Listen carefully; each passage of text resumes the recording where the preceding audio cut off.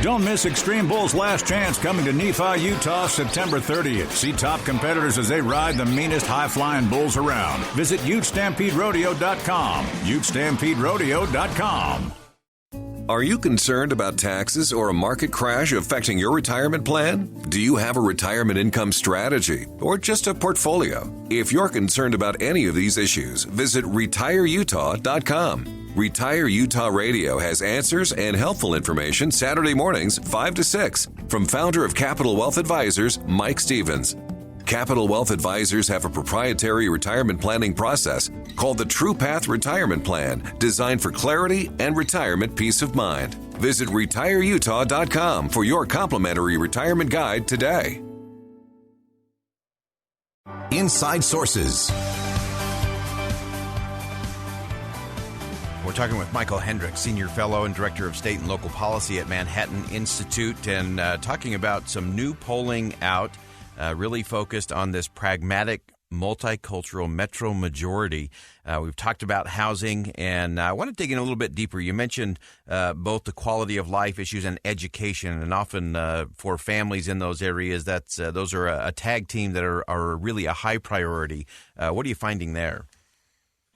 We found a significant variation across the country in how adults rate their public schools. In a place like Las Vegas or Los Angeles, they got really low marks. Austin, Boston, Dallas-Fort Worth, on the other hand, got pretty good marks. Below 50% saying that they're good schools, but still much better than a place like Las Vegas, where 44% is poor or very poor.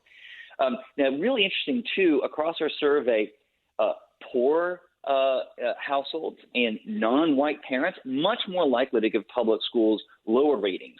If you have a good income and maybe you have access to a good school, unsurprisingly, you give schools a much better rating. A bipartisan majority gave immense support for educational reform, more charters, more choice. And if you dig in and say, well, what do parents think about that? Parents have incredibly outside support for choice in charters. This is also something that you see across the board by ethnicity and race. Black respondents much more likely to say, we want to be able to send our kids to the school of our choice and have funding follow them.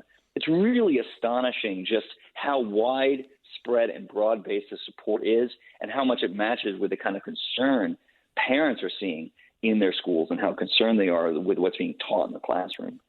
So important there. I want to get to some of the practical, tactical from the political standpoint, from the strategy standpoint. You mentioned that this metro majority could translate into a political momentum for a kind of a shrewd, growth-oriented type candidate, again, either from the left or the right. And while, as we talked about earlier, the machine is still the machine for both Democrats and Republicans, Democrats particularly in a lot of these metro areas. But talk to us just a little bit in terms of what you're seeing or what potential momentum there is for maybe some of these candidates who might kind of transcend that with a real growth-oriented focus on these critical issues. Well, look at the really highly salient issues, the things that get people to kind of wake up and say, look, I may not normally pay attention to what happens in my local city council meeting, but I really care about homelessness, or I really care about CRT in the classroom. When you get those highly salient issues, people turn out. Prop B in Austin, this was a referendum on homeless encampments, to ban homeless encampments, and it garnered, this is not really something that enough people have dwelt upon. It got bipartisan support to ban homeless encampments, and the city council, the mayor, completely opposed it. Nevertheless, it won. When people are passionate about an issue, they can turn out. So to those who care about kind of introducing more competition into local politics, I'd say care about those basic issues. Do the basics. Look at what people are concerned about. Maybe it's homelessness. Maybe it's classroom issues. Maybe it's just, is trash being picked up? Are you dealing with traffic issues? Focus on those basics and get people to really care about it or latch on to what people already care about. And I think you'll be surprised just how many people will be on your side, just how much they can surprise commentators by crossing political and ethnic boundaries. And I think we really just need more people to stand up and say, look, you have the people, you have the support on your side to stand up. And, right now, a lot of the political establishment, they're not listening, and we can get them to listen. Yeah, and I think that's one of the important messages is that, again, the leadership of both sides, usually these are not left and right issues. These are those in power against everyone else, especially when you get into the nation's capital and members of Congress. It is often top-bottom versus left and right. And I think what you're saying, Michael, is so vital in terms of recognizing that, look, the establishment, the party bosses of both sides are really not listening. I wanted to ask you to dive in a little bit. So if you look kind of beyond what you're learning through the metro areas, do you see this starting to trickle out? Do you think that this metro movement could actually impact a lot of the national politics moving forward?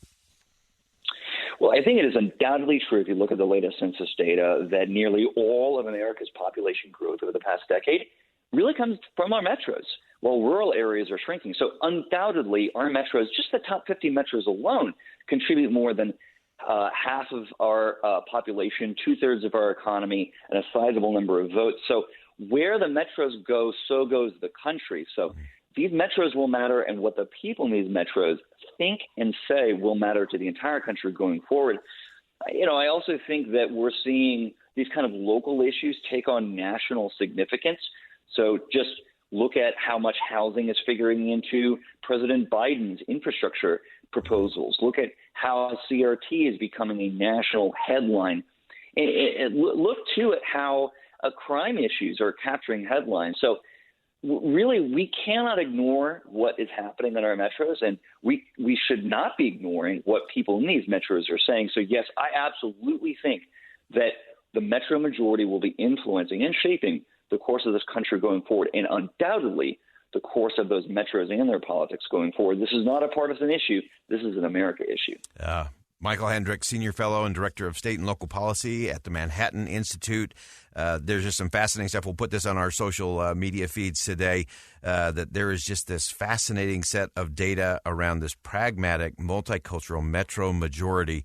Mike, we'll have you back. We got to continue this conversation because I think you nailed it in terms of these local issues having national impact and having this group that is much more pragmatic, much more multicultural, and really focused on issues that happen right close to home. Thanks so much for joining us today. Thank you. Such an important conversation having there with the Manhattan Institute. And again, so often we have to think again. We talk about that a lot on this program. We got to just rethink what things are. And I think what the Manhattan Institute has done in terms of looking at the urban cores, looking at these multicultural metro majority.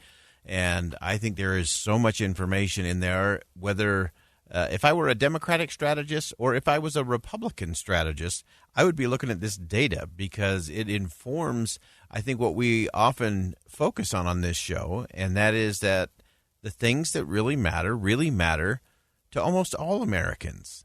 And whether they are in the metro areas of the United States, whether they are in the more rural, suburban areas of the United States, the things that really matter to everyone.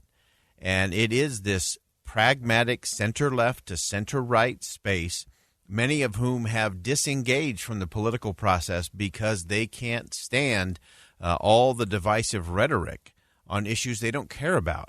They want to know about community. They want to know about self-reliance and upward mobility. They want to talk about compassion and how we move things forward in a significant way. And that's the conversation they're looking for. That's the conversation they're starving for. And we're going to make sure they get it right here on KSL News Radio. We'll step aside for one last commercial break.